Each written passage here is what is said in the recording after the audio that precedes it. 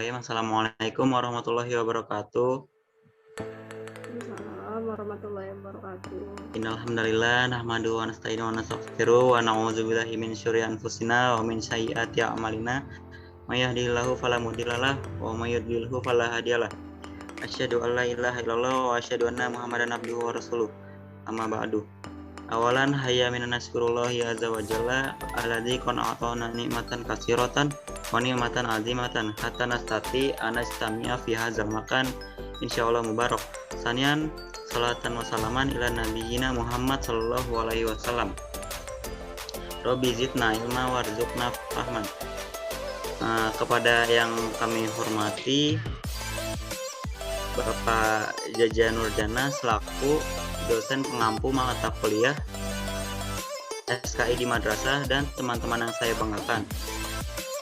Di sini kami kelompok 4 yang beranggotakan Abiarkan Fahmi dengan saya sendiri, lalu ada Anissa Fitri dan Zainab Itribah Maimunah. Izinkan kami mempresentasikan tema yang berjudul perkembangan. Pada penjelasan pertama yang akan dijelaskan oleh saudari Anissa Fitri, dipersilahkan. Bismillahirrahmanirrahim. Sejarah berdirinya Daulah Abbasiyah. Tonggak berdirinya dinasti Bani Abbas. Berawal sejak rapuhnya sistem internal dan kinerja penguasa Bani Umayyah yang berujung pada keruntuhan dinasti Umayyah di Damaskus. Maka upaya untuk menghentikannya dalam memimpin umat Islam adalah dari kalangan Bani Abbasiyah. Nama dinasti Abbasiyah diambil dari nama salah seorang paman Nabi yang bernama Al-Abbas bin Abdul Al-Muthalib bin Hisham. Dinasti ini didirikan oleh Abdullah Al-Saffah ibnu Muhammad bin Ali bin Abdullah bin Al-Abbas. Orang Abbasiyah merasa lebih berhak dari Bani Umayyah atas kekhalifahan Islam, sebab mereka adalah dari cabang Bani Hashim yang secara nazab keturunan lebih dekat dengan Nabi. Di saat terjadi perpindahan kekuasaan dari Umayyah ke Abbasiyah, wilayah geografis dunia Islam membentang dari timur ke barat, meliputi Mesir, Sudan, Syam, Jazirah Arab, Irak, Parsi, sampai ke Cina. Kondisi ini mengantarkan terjadinya interaksi intensif antara daerah satu dengan daerah lainnya. Interaksi ini memungkinkan proses asimilasi budaya dan peradaban setiap daerah. Selama kekuasaan mereka tersebut, peradaban Islam sangat berkembang.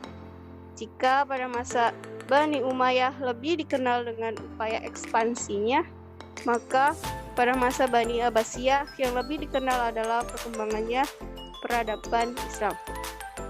Kalau dinasti Umayyah terdiri atas orang-orang Arab oriented, dinasti Abbasiyah lebih bersifat internasional. Asimilasi cara pemikiran dan peradaban Persia, Romawi Timur, Mesir, dan sebagainya. Perkembangan peradaban Islam pada masa Daulah Abbasiyah. Yang pertama, pada masa ini umat Islam telah memberikan kebebasan bagi berperangnya akal dan pikiran untuk kemajuan manusia saat itu.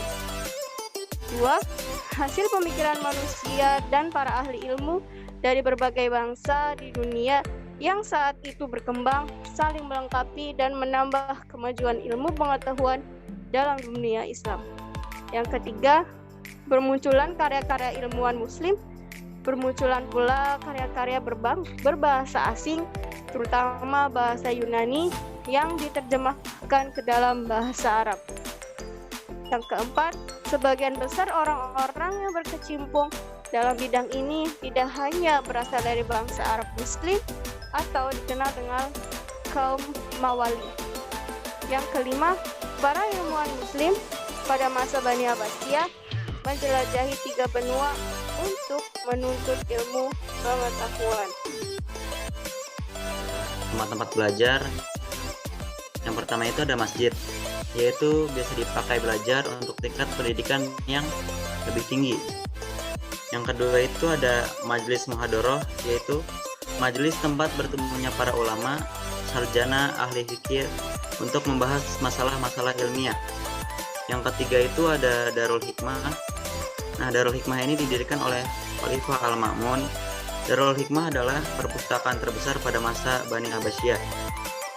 Selain itu, di tempat ini juga disediakan tempat-tempat belajar bagi pengunjung perpustakaan. Di samping itu dibangun pula sebuah perguruan tinggi yang diberi nama Darul Hikmah. Yang keempat ada madrasah. Nah, madrasah ini itu pertama kali didirikan oleh Perdana Menteri Nidamul Muluk yang memerintah pada tahun 456 sampai 485 Hijriah. Madrasah tersebut didirikan di kota Baghdad, Basroh, Muro, Tabaristan, Naisabur, Haro, Isfahan, dan kota-kota lainnya. Madrasah-madrasah yang didirikan mulai dari tingkat dasar menengah dan perguruan tinggi seperti yang ada pada saat ini. Nah, yang selanjutnya itu ada kegiatan menerjemah. Kegiatan menerjemah ini yaitu semenjak kemajuan yang dicapai oleh umat Islam pada masa Daulah Bani Abbasiyah, khususnya pada masa Khalifah Al-Mansur, yaitu salah satunya disebabkan oleh adanya gerakan penerjemahan buku-buku asing ke dalam bahasa. Itu ada pusat-pusat kegiatan ilmu pengetahuan. Kota-kota yang menjadi pusat ilmu pengetahuan pada masa Daulah Bani Abbasiyah terus bertambah. Hal ini disebabkan dengan semakin semangat dan bertambahnya umat Islam yang hendak menuntut dan sekaligus memperdalam ilmu pengetahuan di berbagai bidangnya.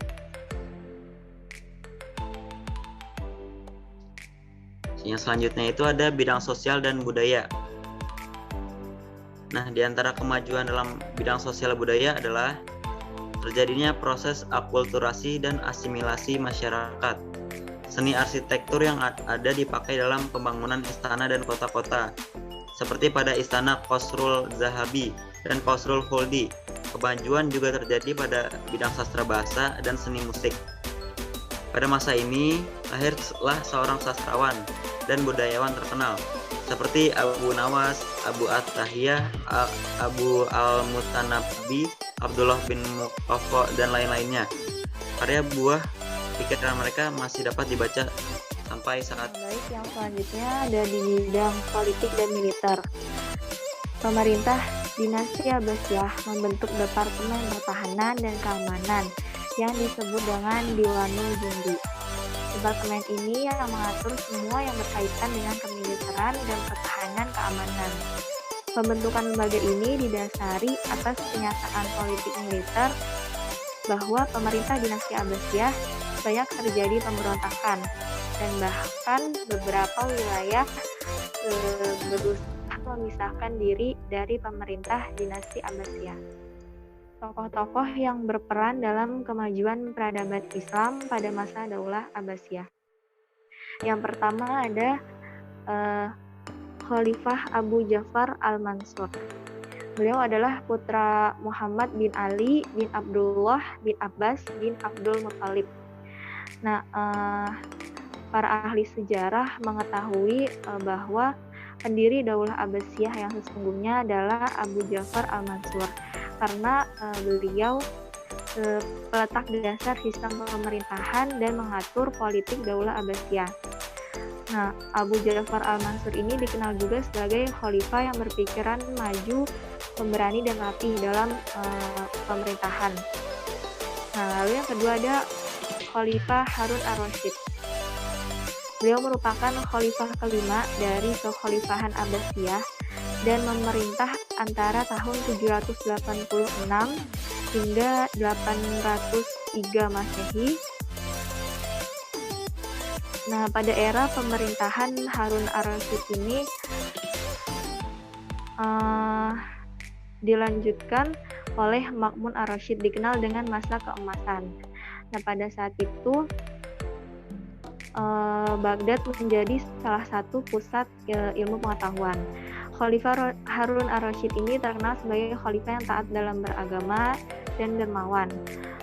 Nah, beberapa usaha Khalifah Harun ar-Rasyid dalam kemajuan ilmu pengetahuan dan peradaban Islam antara lain yaitu mengangkat wazir, menjaga keamanan dan ketertiban negara, mengembangkan berbagai ilmu pengetahuan, serta meningkatkan kesejahteraan masyarakat.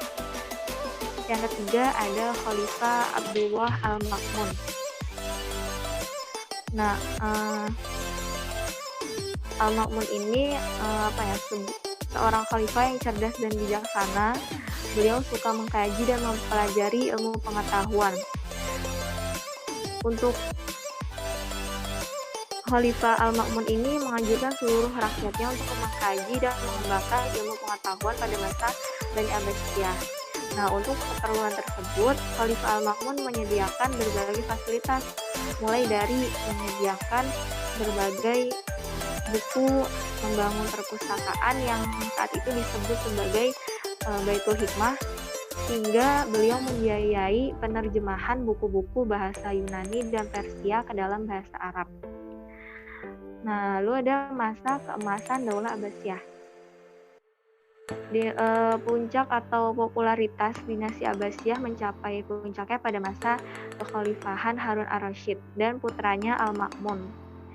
Kekayaan yang dimiliki oleh Khalifah Harun ar-Rasyid digunakan untuk kepentingan sosial seperti membangun pendidikan, kesehatan, rumah sakit, dan kebudayaan.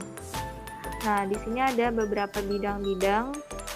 Yang pertama ada bidang administrasi dan pemerintahan, yaitu pada masa Abu Ja'far al-Mansur. Nah, lalu yang kedua ada bidang pertahanan pada masa Al-Mahdi. Lalu yang ketiga ada bidang pendidikan pada masa Al-Ma'mun. Yang keempat ada bidang militer pada masa Al-Mu'tasim. Lalu ada di bidang ilmu pengetahuan dan kehancuran Daulah Abbasiyah. Nah, yang pertama ada karena luasnya wilayah kekuasaan. Sementara komunikasi pusat dengan daerah itu kan sulit dilakukan. Nah, namun bersamaan dengan itu tingkat saling percaya di kalangan para penguasa dan pelaksana pemerintah sangat rendah. Maka dari itu ini menjadi salah satu faktor kemunduran dari Daulah Abbasiyah. Lalu yang kedua karena berdirinya dinasti-dinasti kecil. Yang ketiga karena perebutan kekuasaan di pusat pemerintah. Yang keempat karena persaingan antar agama. Nah, dari adanya persaingan antar bangsa ini, terutama antara bangsa Arab, bangsa Persia, dan bangsa Turki. Di samping dari latar belakang kebangsaan, dinasti-dinasti itu juga dilatar belakangi oleh paham keagamaan. Ada yang berlatar belakang Syiah, ada juga yang berlatar belakang Sunni. Lalu yang kelima, faktor kemundurannya yaitu karena kemerosotan ekonomi. Pendapatan negara menurun, sementara pengeluaran masyarakat itu meningkat semakin besar. Karena menurunnya pendapatan negara itu disebabkan oleh semakin menyempitnya wilayah kekuasaan. Banyak terjadi kerusuhan sehingga mengganggu perekonomian rakyat. Lalu yang keenam ada karena konflik keagamaan. Konflik yang dilatar belakangi agama tidak terbatas pada konflik antara Muslim dan Zindik atau Ahlu Sunnah dengan Syiah saja, tapi juga antar aliran dalam Islam. Mu'tazilah yang cenderung rasional dituduh sebagai pembuat bid'ah oleh golongan Salafi. Lalu yang ketujuh karena gaya hidup tinggi. Yang kedelapan karena korupsi. Yang kesembilan karena umat Islam meninggalkan ajarannya. Kesepuluh karena sistem pergantian khalifah secara turun-temurun. Dan yang terakhir khalifah usia muda dan tidak memiliki pemimpin. Di luar dari faktor-faktor tersebut ada juga faktor eksternal kemunduran dinasti Abbasiyah lainnya, yaitu karena perang salib dan serangan dari tentara Kami kelompok 4, jika ada kata-kata yang kurang berkenan mohon dimaafkan, dan kami tentunya kelompok 4 jika ada salah-salah mohon ampun sebesar-besarnya kepada Allah Subhanahu wa taala. Billahi fisabilil haq fastabiqul khairat. Wassalamualaikum warahmatullahi wabarakatuh. Waalaikumsalam warahmatullahi wabarakatuh.